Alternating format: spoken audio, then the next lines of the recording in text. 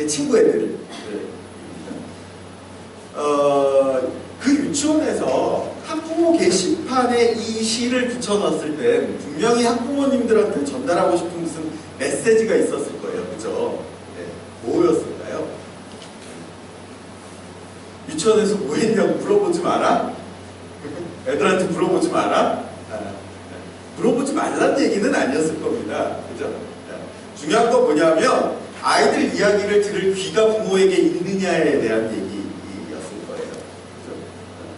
그러니까 사실은 유치원에서 뭐 했니? 라는 질문은 아주 자연스러운 질문이고 필요한 질문이에요. 아이가 유치원에서 뭘 하고 지냈는지 부모도 잘 알 필요가 있겠죠. 그런데 이 시에서 등장하는 엄마는 유치원에서 뭐 했는지 아이가 얘기하는 거에 전혀 관심이 없어요. 이 엄마가 듣고 싶은 대답 딱 하나 있어요. 아이도 아주 영악하게 그걸 잘 알고 있죠. 예. 얼마만큼 공부를 했느냐를 알고 싶어 해요. 그런데 아이는 그 대답은 해주지 않고 진짜 유치원에서 뭐 했는가만 얘기하죠. 그런데 가만히 잘 우리가 이 시를 다시 들여다보면요, 이 아이가 유치원에서 한 일들은 공부가 아니었는가, 그걸 우리가 한번 잘 볼 필요가 있어요. 저희 교육학자들은 그렇게 얘기합니다. 늘 교육의 시작은 아이가 무엇을 못하는가가 아니라 아이가 무엇을 할 수 있는가에서부터 출발한다. 무엇을 하고 있는가에서부터 출발한다. 이렇게 얘기해요. 그러니까 사실은 이 아이는 유치원에서 어마어마하게 많은 일들을 경험했고 어마어마하게 많은 일들을 할 수 있고, 그렇죠? 그것으로 인해서 굉장히 많은 성장을 하고 있다는 거죠. 그런데 중요한 건 뭐냐면 이 아이가 성장을 하고 있다는 사실보다 더 이 시에서 더 중요한 사실은 뭐냐 하면 그것을 볼 수 있는 눈이 부모에게 없다는 사실이에요. 이 엄마에게는 그것을 봐낼 능력이, 이 엄마에게 유일하게 공부했다고 하는 증거는 학습지를 푼 결과물로 나옵니다. 제가 대안학교 학부모님들 신생 학부모 교육 말고 그냥 일반적으로 이렇게 전체 학년들 섞여서 하는 강의 중에 학부모 불안 이기기라는 주제의 강연이 있어요. 그 강연을 할 때 제가 동영상을 몇 편 보여드리는데 그 중에 하나가 옛날에 공익광고협의회에서 만든 부모와 학부모라는 공익광고입니다. 혹시 기억나실 텐데 제가 안 보여드려도 기억이 나실 텐데, 그러니까 누가 부모고 누가 학부모냐, 그죠? 부모는 꿈을 꾸라고 하고 학부모는 꿈꿀 시간을 주지 않는 이런 스토리로 진행되는 광고. 그러니까 사실은 우리는 늘 아이들에게 무슨 문제가 있을 거라고 생각하고 이 아이가 어떻게 바뀌기를 원하고 뭔가 다른 것들을 계속해서 해야 된다고 생각해요. 그런데 사실은 중요한 건 아이들이 아닐지도 몰라요. 오히려 중요한 건 우리의 눈이고 우리의 귀고 우리의 가슴일지도 모릅니다.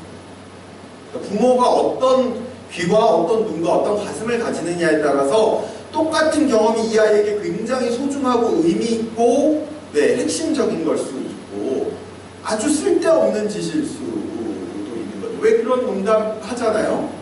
엄마가 이렇게 애들 방문을 벌컥 열었는데 애가 소설책을 읽고 있어. 뭐 하는 짓이야? 공부 안 하고. 그랬더니 이거 논술 공부인데 열심히 해. 문 닫고 간식을 갖다 줬다. 뭐 이런 이야기들이 사실은 결국은 우리가 아이들의 배움과 성장이라는 것을 무엇으로 바라보고 어떻게 판단할 것이냐와 관계되어 있다는 거죠. 제가 대한학교 학부모님들을 대상으로 불안이기라는 주제의 강연을 하는 이유는 그런 거예요. 사실은 아이들이 대안교육을 받기 때문에 문제가 생기거나 대안교육이 아이들에게 큰 문제를 주지 않아요. 그 모든 것들은 우리의 불안으로부터 오는 거죠. 그 불안의 종류는 아주 다양한데 우리 애가 이러다가 집밥벌이를 해먹고 살 수 있을까? 에서부터 대학은 갈 수 있을까? 이러다가 인간조차 안 되는 건 아닐까? 까지 아주 다양한 합니다. 네. 저도 뭐 여러분들하고 똑같은 대안학교 학부모이기도 합니다. 대안교육을 연구하는 연구자이기도 하지만 여러분들과 똑같은 대안학교 학부모입니다. 저희 아이는 지금 고등학교 1학년, 이번에 이제 2학년 올라. 그러니까 여러분들 자녀, 이번에 입학하는 자녀들보다 한 살 더 많은 아이의 학부모입니다. 저도 불안이 있어요. 특히 이제 이 불안은 애가 학교에 가 있으면 조금 덜 하는데 방학 때 집에 오면 심해지죠. 중학교 때 기숙학교 보내보신 분들은 아마 실감하실 겁니다. 이놈 새끼가 보통 한 4-4시까지 안 자고요. 새벽에 같이 안 자고 뭐 거의 컴퓨터나 텔레비나 스마트폰 앞에 붙어 있다가 낮에는 12시 넘어까지 쳐자죠. 아주 속에서 막 이런 게 올라와요. 닫혀있는 방문만 봐도 막 속에서 끌어올라요. 참다 못하면 이제 그 방문을 뻥 차고 들어가서 야 이놈 새끼야 뭐 이러가면서 아침이 됐으면 좀 일어나고 그만 쳐자고 일어나고 좀 씻어. 더럽기가 이럴 데가 없어. 씻지도 않아. 밥은 채워놓는 시간에 와서 먹지도 않아. 그러고서는 지가 배고프면 다시 밥 차려 달라고 그러니 뭐하니까 이제 또 라면 같은 걸 끓여 먹어. 대한학교에서 그렇게 건강한 먹거리 배운 건 다 어디로 갔는지. 이런 걸 보면 막 속에서 열분이 터지고 내가 지보고 무슨 공부 열심히 해서 서울대를 가라 그랬어. 뭘 가라 그랬어. 내가 말하는 게 얼마나 소박한데. 내가 지한테 바라는 건 그렇게 크지 않아요. 다만 사람이 되라는 거예요. 그게 얼마나 어려운 건데 사실. 그죠? 그럼 넌 사람 같냐? 뭐 이렇게 얘기하면 할 말 없는 거예요 사실. 그럼에도 불구하고 저는 그게 되게 소박한 거랍니다. 남들처럼 뭐 내가 학원을 가라 그러기를 했어, 문제집을 풀라 그러기를 했어, 대학을 가라 그러기를 했어. 나는 아무것도 그거 다만 사람답게 살라. 그 얘기하는데 그게 만족이 안 되는 거예요. 그러니까 화가 나요. 열불이 터져요. 그런데 제가 왜 그 아이의 방문을 뻥차고 들어가서 그런 막 폭발을 해야 하냐면 제 안에 불안이 있기 때문에. 나는 대학도 포기했고 포기라고 표현하고 싶진 않아요. 대학 안 가도 된다고 생각하고 뭐 대기업 뭐 이런 거 그렇게 안 살아도 된다고 생각하고 늘 자기가 좋아하는 거 자기 스스로의 길들을 찾아서 스스로 갈 수 있을 거라고 믿어줘. 내가 원하는 거 있어서 사람이 되는 거 이것뿐인데 뭐가 불안하냐면요. 그걸 다 안 해도 된다고 얘기하고 나는 오로지 사람이 되기만을 원하는데 이 새끼가 사람이 안 된다. 그게 무서운 거예요. 그럼 이두저도 안 되는 거예요. 그래서 대안학교 나와서 인간 페인, 저 새끼는 대안학교를 나와서 저렇게 지 생활조차 스스로 감당하지 못하는 인간 페인이야. 소리를 들을까봐 겁이 나는 거예요. 그게 불안한 거예요. 그러니까 요만큼도 내 기준에서 벗어나기 시작하면 그때부터 불안해져. 그러니까 나는 다만 다른 부모들과 다른 기준을 가지고 있을 뿐이지 내 안에도 분명히 내가 원하는 기준이 있다는 거예요. 그리고 그 기준에 못 맞추면 그때부터 불안해지는 거예요. 그러니까 얘가 어떤 심리 상태에 있고 왜 그렇게 쳐자야 되고 왜 그렇게 스마트폰을 들여다봐야 되고 왜 라면을 끓여 먹어야 되는지에 대한 그 아이의 눈으로 그 문제를 바라보기보다는 이 새끼가 이러다 인간이 안 되면 어떡하지? 하는 불안감으로 나는 이 아이를 자꾸 들여다보게 돼요.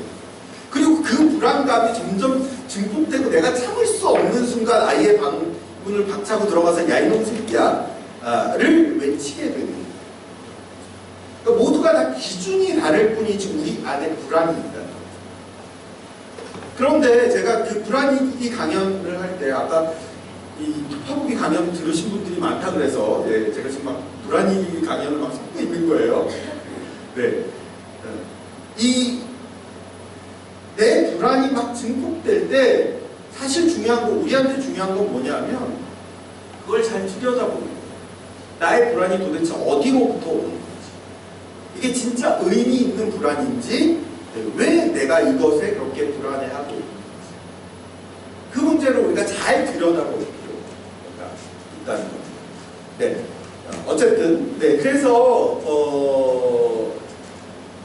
사실은 부모 교육이라는 게, 네, 자꾸 아이에 대해서 이야기하게 되고, 아이에 집중하게 되는데, 사실 진짜 중요한 부모 교육은 아이를 들여다보는 것이 아니라 나 자신을 들여다보는 것이다.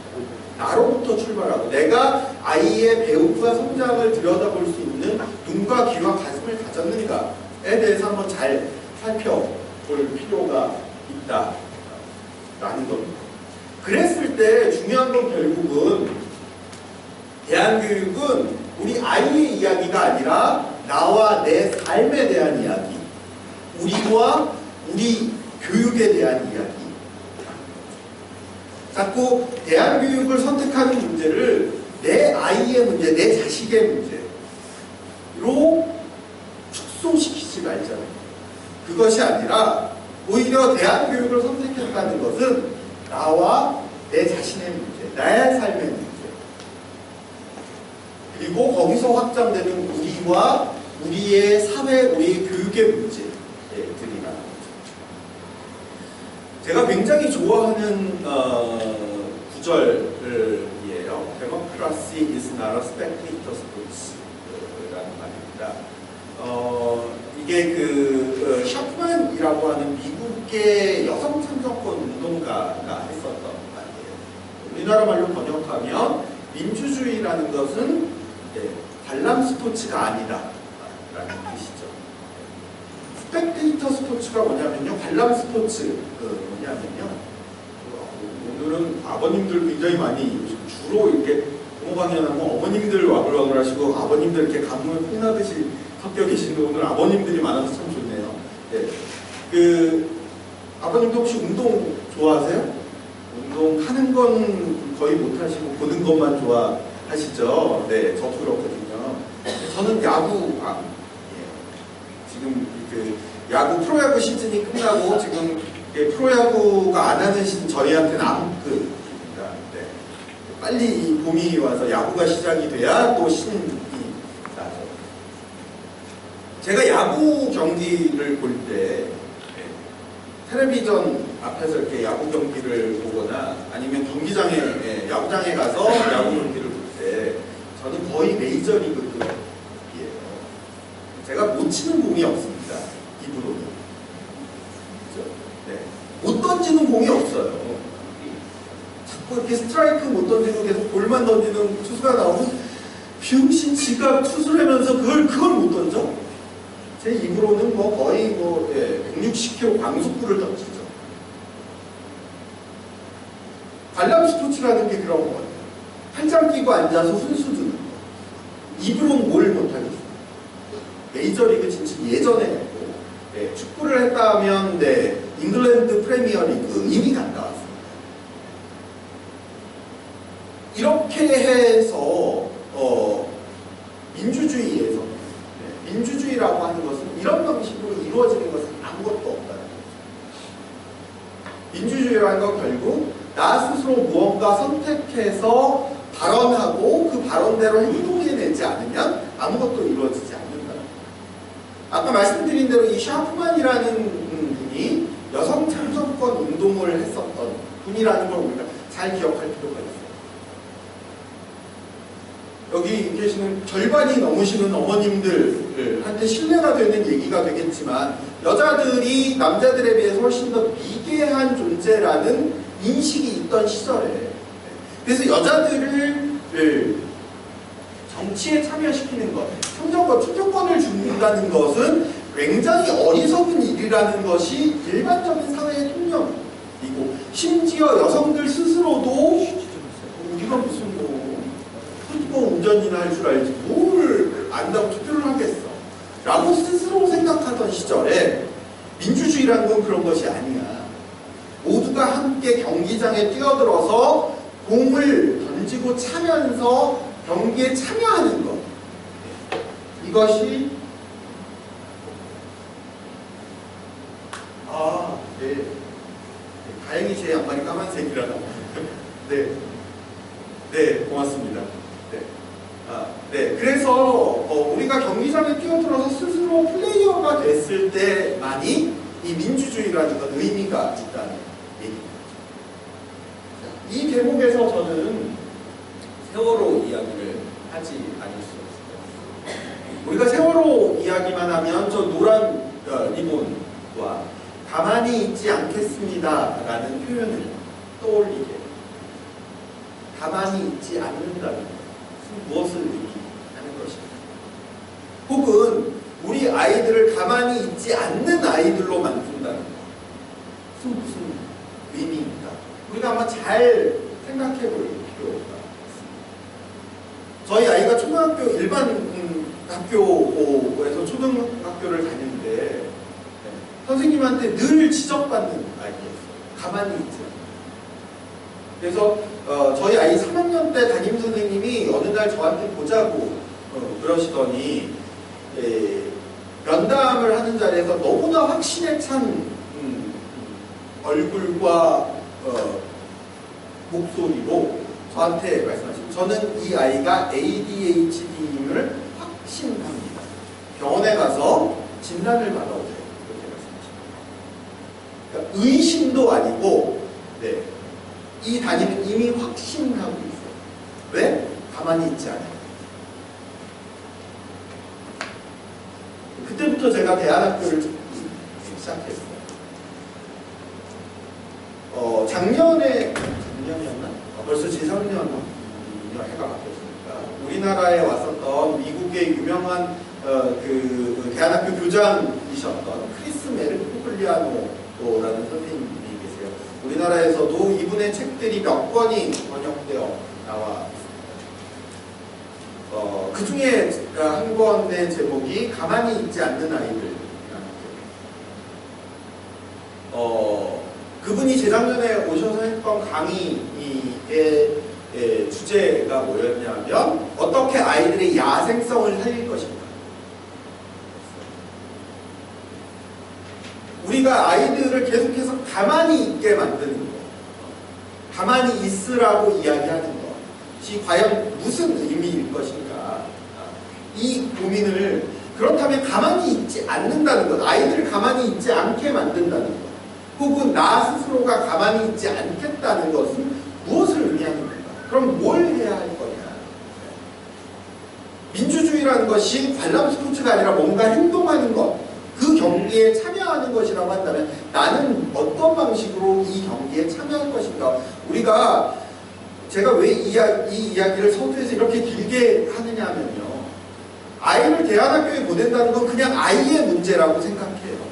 또 나는 아이를 대안학교에 보냈으니까 그것으로 끝이고, 대안학교에 열심히 등록금을 내주고 학교가 워낙 어렵다니, 정부가 아무 도움도 주지 않는다니, 학부모들의 힘으로 만든다니 돈이나 열심히 내면 그것이 내가 할 일이다 라고 생각하기 쉽다는 거예요. 이 생각에서 우리가 벗어나지 않으면 대안교육은 한 걸음도 앞으로 나아가지 않을 거라는 거예요. 그래서 지금 이제 20대, 30대가 된 대안학교를 출신의 젊은 청년들이 무슨 얘기를 하냐면, 우리는 대안교육을 5년, 3년, 6년, 12년 받으면서 이만큼 변했고 이렇게 살고자 하는데 부모들은 그만큼도 안 변했다. 또 얘기해요. 우리 부모님은 되게 기만적이에요. 이런 이야기를 해요.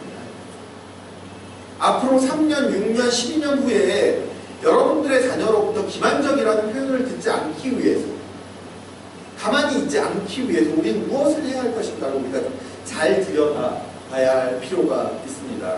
그래서 세월호 사태가 있었을 때 김규환 씨가 어느 신문 칼럼에 이런 이야기를 썼어요.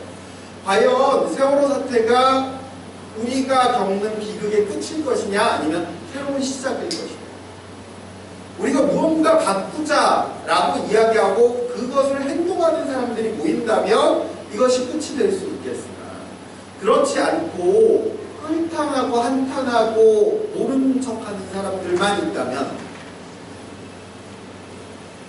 이것은 비극의 또 다른 시작이에요. 우리는 익히 잘 알고 있죠. 세월호 이전에 삼풍이 있었고 성수대교가 있었고 시랜드가 있었고 이 일련의 사건들 속에 세월호가 있는 거죠. 과연 우리가 이 비극을 세월호로 끝낼 수 있을 것이냐. 한국의 교육은 세월호 이전과 이후로 나뉘어질 것이라고 늘 흔히 얘기하는데 그게 그냥 가만히 앉아서 나눠질 거라고 생각하지는 않습니다. 자, 그렇다면 과연 대한교육이라는 게 뭐냐? 대한교육이라는 건 가장 쉽게 설명드리면 대한이라는 단어와 교육이라는 단어의 합성. 그래서 대안이라는 말뜻과 교육이라는 말뜻을 잘 알면 대한교육이라는 것이 무엇인지 명확하게 밝혀질 것 같아요. 그래서 제가 먼저 우리말 큰사전 제가 처음에 대한교육을 공부하기 시작한 게 1998년도 7년도 그때부터 이제 나는 대한교육을 화두로 삼고 공부를 시작해야 되겠다라고 결심을 했던 게 97년도였는데 97년도에 그래서 그 중앙도서관에 가서 우리말 큰 사전 이만큼 두꺼운 거예요. 그걸 꺼내서 대안이라는 항목을 찾아봤어요. 그랬더니 사전은 이따시만하게 두꺼운데 대안 항목에는 딱 한 줄 적혀 있더라고요. 대안은 어떤 안을 대신하는 안이래요. 제가 그걸 읽고 정말 우리말 큰 사전에 큰 배신감을 느꼈어요. 저게 무슨 얘기야? 아무것도 설명해주지 않잖아요. 대안은 대신하는 안이래. 그런 소리 나도 하거든요. 그럼 사전이 아무 의미를 가져다 주지 않는 거죠. 그래서 제가 너무 배신감이 들어서 그 바로 옆에 이렇게 옥스포드 영영사전이 비슷한 두께의 것이 있길래 과연 그럼 양놈들은 뭐라고 하나? 그리고선 옥스포드 영영사전을 꺼내서 봤어요. 그랬더니 여기 나와 있는 것처럼 대안이라는 게 영어로는 얼터너티브잖아요. 얼터너티브의 뜻이 이렇게 길게 나와 있었습니다. 그래서 제가 그걸 꼼꼼히 살펴봤어요. 그 당시에는 영어를 참 못하던 시절이었어서 참고로 말씀드리면 제가 원래 국문과 출신이거든요. 원래 국어 선생님이었었어요. 저는 대학 다닐 때 토플 책을 한 번도 들춰본 적이 없는 걸 자랑으로 참 자랑할 것도 더럽게 없죠. 그 자랑으로 생각하고 살았던 사람이라 영어 울렁증이 굉장히 심하던 사람이었거든요. 어쨌든 그래서 얼터너티브의 의미를 이렇게 살펴봤습니다. 그랬더니 제가 보니까 가장 중요한 이야기는 여기 밑줄 친 거의 한 2줄 정도 돼요. 요 내용이 제가 보기에 가장 중요한 내용인 것 같아요. 같이 한번 살펴보도록 하겠습니다. 얼터너티브, 대안이라는 건 something that is different from the usual thing of its kind or the usual way of doing something in modern society. 그때보다는 영어 실력이 많이 좋아졌어요. 자, 대안이라는 건 something, 어떤 것이에요. something 이후에 대절이 오면 대절이 something을 갖죠. 악몽 같은 기억들이 떠오르시죠? 대안은 어떤 것인데 대절 이하가 어떤 것인가를 설명하고 있습니다. different from the usual thing of its kind. 그런 종류의 일반적인 것과는 다른 어떤 것이에요. 또 usual way of doing something, 우리가 어떤 일을 할 때 일반적으로 하는 것과는 다른 어떤 것이에요. 그러니까 그런데 맨 마지막에 제일 중요한 얘기가 있는 게 뭐냐면 in modern society 이렇게 되어 있습니다.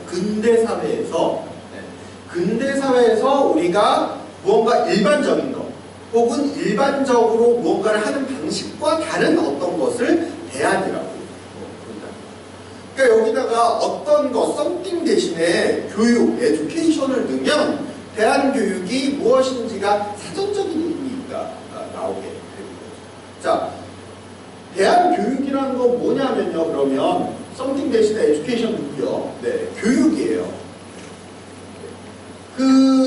근대 사회에서 일반적으로 교육이라고 부르는 것과는 다른 어떤 것, 혹은 일반적으로 교육하는 방식과 다른 어떤 교육을 우리가 대안이라고 부른다. 자, 그러면 우리가 대안교육이 무엇인지를 명확하게 알려면 일반적으로 우리 근대사회에서 일반적으로 교육한다는 것은 무엇인가? 일반적으로 교육하는 방식은 무엇인가를 한번 생각해보면 그것과 다른 어떤 것은 대안교육이다라는 게 나오겠죠. 자, 우리가 일반적으로 교육하면 뭐가 떠오르십니까? 일반적으로 우리가 살아가고 있는 이 근대사회에서 교육하면 뭐가 떠오르세요? 제일 먼저. 제가 이거를 예전에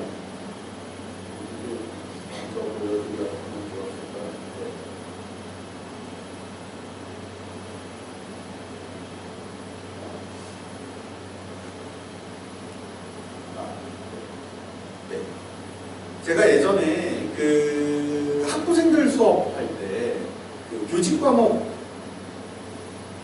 가르치면서 교직 과목을 듣는 학생들은 모두 다 교사 자격증을 따려는 학생들이에요. 네, 그 학생들을 대상으로 교육학 개론이라는 수업을 하는데, 그러니까 이 학생들이 교사가 되겠다고 마음 먹고 제일 먼저 들어야 되는 수업이에요. 그 수업을 가서 제일 첫 시간에 다짜고짜 제가 칠판에다가 교육이라고 크게 써요. 그리고 학생들한테 백지를 나눠주는 거예요. 제 소개도 하기 전에 대뜸 칠판에다가 교육이라고 쓰고 백지를 나눠주고 연상되는 그림을 그려봐라, 이렇게 요구를 합니다. 그러면 이 친구들이 10명 중에 한 7명 정도는 어떤 그림을 그리냐면 바로 이 그림을 그려요. 이게 뭐죠? 뭐라고요? 학교요. 네.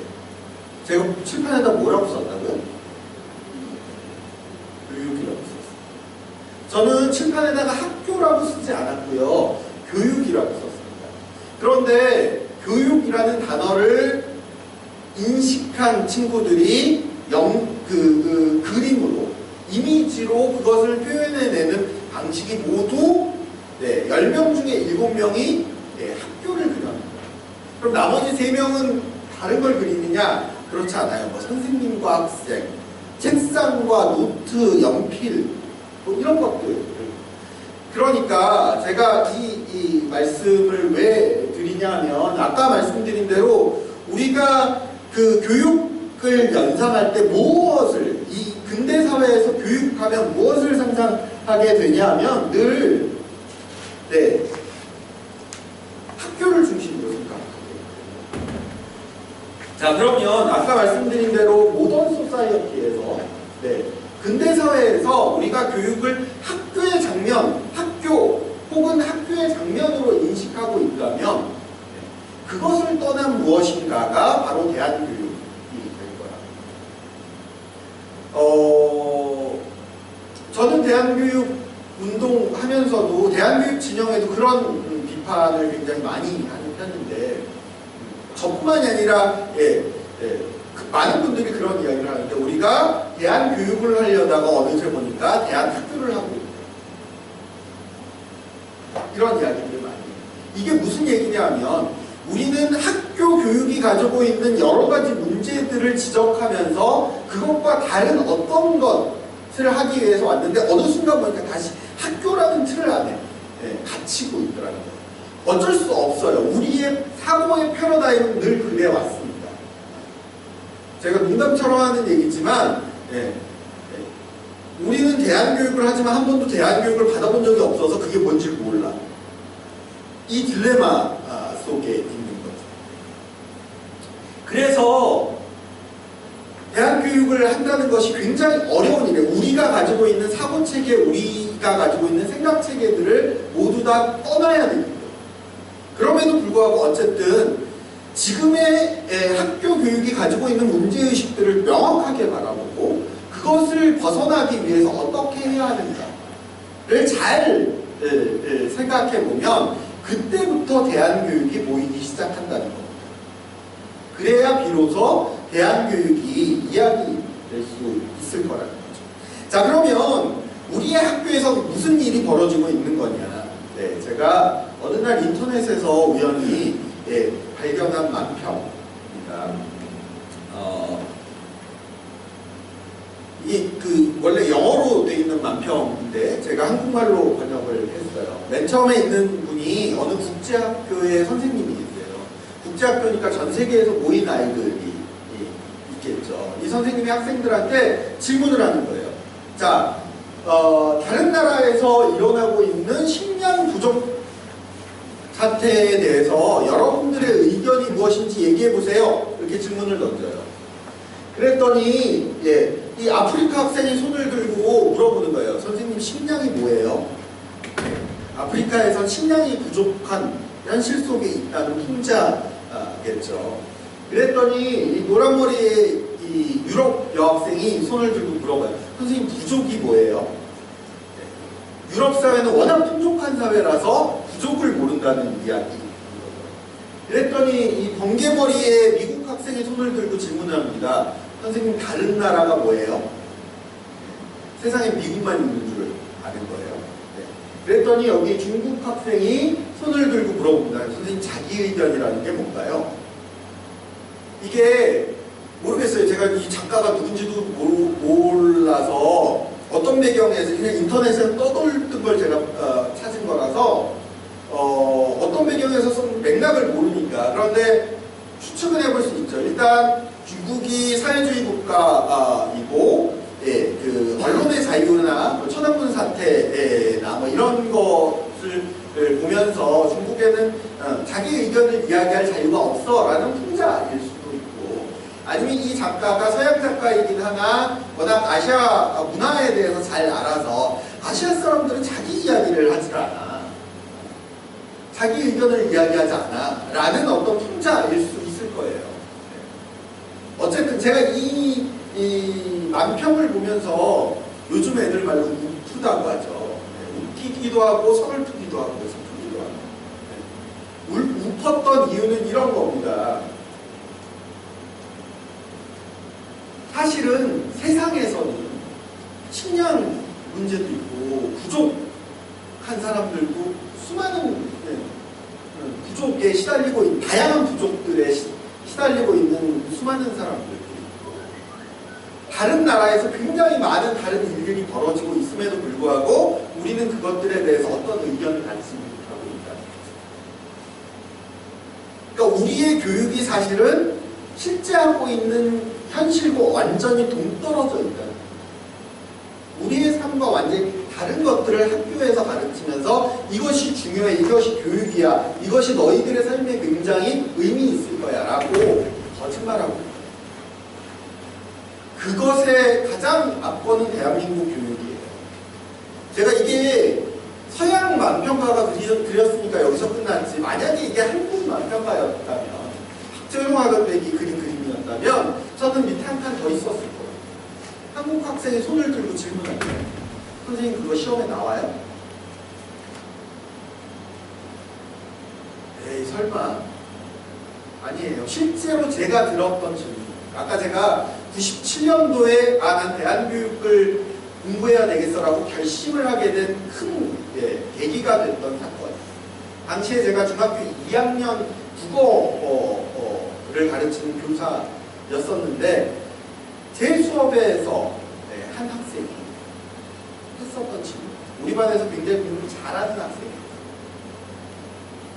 이미 제 소문은 학교에 주변 어머님들한테 다 났죠. 그 선생님 좀 이상한 걸 하더라고요. 진도는 안 나가고 뭐 토론 수업도 하고 애들이랑 무슨 노래도 만들고 뭐 이상한 짓들을 많이 하더라. 그 선생님 정교조 아니야? 뭐 이런 소문들이 이미 돌았죠. 그 영향이었을 거라고 생각해요.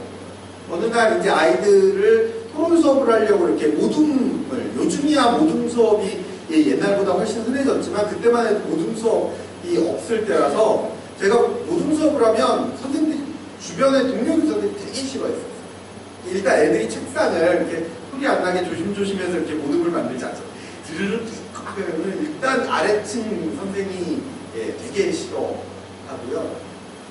교장도 교감도 다 싫어해요. 근데 저는 아이들이 좋아할 거라고 생각했어요. 그래서 교장 교감이 싫어하건 뭐 학부모들이 뭐라고 하면 상관없다고 생각했거든요. 아이들과 내가 이걸로 소통할 수 있으면 된다고 생각했어요. 그런데 어느 날 모둠을 만들자고 했더니 한 친구가 손을 들고 한 얘기가 저거였어요. 그거 시험에 나오나요? 안 나오면 하고 싶지 않습니다. 그러니까 단순히 우리가 현실에 있는 것들을 배우지 않을 뿐만 아니라 그것이 시험에 나오지 않는다면 전혀 의미가 없어져요. 이 교육의 문제들을 어떻게 우리가 해결할 수 있을까? 에서부터 저는 개인적으로 대한교육의 여행이 시작되게 됐어요. 97년부터 시작해서 올해가 2006년 딱 만으로 이제 20년 공부하게 되는데 저한테도 이제 올해부터는 굉장히 의미 있어야 되는, 저 또한 이제 요즘 대한교육에서 대한교육 2.0 뭐 이런 얘기 많이 하거든요. 저에게도 개인적으로 2.0이 좀 필요한 그런 과제로 좀 남아 있습니다. 제가 이 슬라이드의 제목을 최근에 업데이트하면서 덕선이에게 사기치기 이렇게, 덕선이 누군지 아시죠? 네, 이제 오늘 마지막 회만 남았어요. 응답하라 1988. 1988년도에 덕선이가 고등학교 2학년이에요. 다 아시죠? 안 보신 분들처럼 이렇게 퉁 모여 계세요. 네. 오늘 마지막이 되니까 남편은 택이래요. 네. 제가 덕선이랑 동갑이에요. 벌스데이 헬이랑 동갑 아니고 덕선이랑 동갑이에요. 이 포스터를 기억하시는 분들이 계실지 모르겠어요. 여기 있는 이 여주인공이 덕선입니다. 큰 덕선이로 나오는 누구죠? 이미연. 이미연이 실제로 1971년생 덕선이랑 동갑이에요. 실제 극중 인물과 동갑이죠. 이미연의 첫 영화 데뷔작 행복은 성적순이 아니잖아요 라는 이 영화를 기억하시는 분들이 많으실 거라고 생각하는데 이게 1989년도 영화, 1989년도 우리나라 한국 영화 흥행 2위였어요. 내가 이 얘기를 왜 하냐면요, 그 당시에 80년대 한국 영화는 한국 영화라고 부르지도 않았어요. 방화라고 불렀어요. 별로 한국 영화가 이렇게 인기가 있던 시절이 아니었고요. 그 당시에는 그 군부 정권이 3S 정책이라고 그러죠. 스크린, 섹스, 스포츠. 제가 좋아하는 프로야구도 그때 80년대에 생겼어요. 그래서 사람들이 정치에 관심을 안 갖고 이렇게 말초적인 데 관심을 갖도록 했기 때문에 모든 영화들이 대부분, 한국 영화의 대부분은 다 벗기는 영화였었어요. 그래서 오만 부인들이 다 나오고, 몸으로 울고, 뭐 훔치고 벌리고, 뭐 이런 제목들의 영화들이 가득하던 시절이었습니다. 그 시절에 청소년 영화가, 청춘 영화가 흥행 2위, 흥행 1위는 에마부인이었습니다. 에마부인 소음과 뭐래요. 흥행 2위까지 올라갔다는 건 어마어마한 사건. 그만큼 우리 사회에 뭔가 울림이 있었다는 거예요. 어떤 울림이었냐면 청소년 자살 문제, 청소년 교육 문제였었던 거죠. 행복은 성적순이 아니잖아요 라는 제목은요, 실제 1986년도에 있었던 실화 사건에서 따온 제목이에요. 1986년도에 한 여학생이 유서를 쓰고 스스로 목숨을 끊는데 중학교 3학년이었어요. 그 여학생 유서의 맨 마지막 문장이 행복은 성적순이 아니잖아요 라는 그 문장. 그게 우리 사회 신문 언론의 대서특필이 됐었고 최초로 우리나라에서 청소년 자살 문제가 사회적인 이슈가 되었었던 사건이었어요. 1986년. 지금으로부터 딱 30년 전에 이맘때예요. 그 여학생 자살 사건이 중3에서 고1로 올라가는 요 1월인지 2월인지 요 시점에 여학생 그 시점에 제가 중학교 2학년에서 3학년으로 올라가요. 저 역시 자살을 늘 생각하고 있어요. 책상 서랍 속에 유서가 있었던 청소년이었어요. 자, 30년 전에 우리 사회에서 최초로 청소년 자살 문제가 사회적인 이슈가 되었습니다. 30년 동안 우리가 얼마나 많은 일들을 해결했는지 한번 짚어봅시다. 청소년 자살 문제는 모두 해결되었나요? 지난 30년. 악화일로로 걸어가고 지금 우리나라 청소년 자살 문제는 다른 국가들이 쫓아올 수 없을 정도로 타의 추종을 불허하는 일입니다. 이런 거를 아무리 1등 좋아한다지만 1등하고 살 필요는 없는 거예요. 청소년들의 행복지수는 꼴찌입니다. 역시 타의 추종을 불허하는 꼴찌예요. 늘 우리 이 청소년, 어린이 청소년 그 행복지수가 60점대예요. 60점대라는 건 수미양가로 치면 양이고요. A, B, C, D 학점으로 치면 D 학점이에요. 한심스럽게 이럴 데 없죠. 네. 그런데 우리가 양이나 D 학점이라고 얘기하는 건 100점 만점일 때 그렇습니다. 그죠? 네. 이 점수는요, 우리나라가 계속해서 60점대를 벗어나지 못하고 있다는 이 점수는요, 100점이 만점이 아니고 100점이 평균이에요. 그러니까 OECD 국가들을 플러스 알파해서 한 50개 국가의 어린이 청소년 행복지수를 다 평균을 내서 평균을 100점으로 놓고 그 위, 그 아래 점수들을 매긴 게 우리나라가 60점대예요. 그러니까 이건 수미양가로도 채점이 안 되는 수준이라는 거죠. 낙제 중에 낙제라는 얘기예요. 30년 동안 우린 무슨 얘기를, 아까 가만히 있지 않겠습니다. 스펙테이터 스포츠가 아니라, 관람 스포츠가 아니라 우리가 뛰어들어서 할 때 무엇이 해결됩니까? 그러면 제 세대가 행복은 성적순이 아니잖아요 라고 유서를 써놓고 자살을 하던 세대였다면 30년 동안 우리가 그 문제를 해결하지 못하고 그때 14살, 15살, 16살이던 우리가 지금 30대, 40대, 50대가 돼서 지금 이 자리에 와 있어요. 우리 아이들을 그 나이에.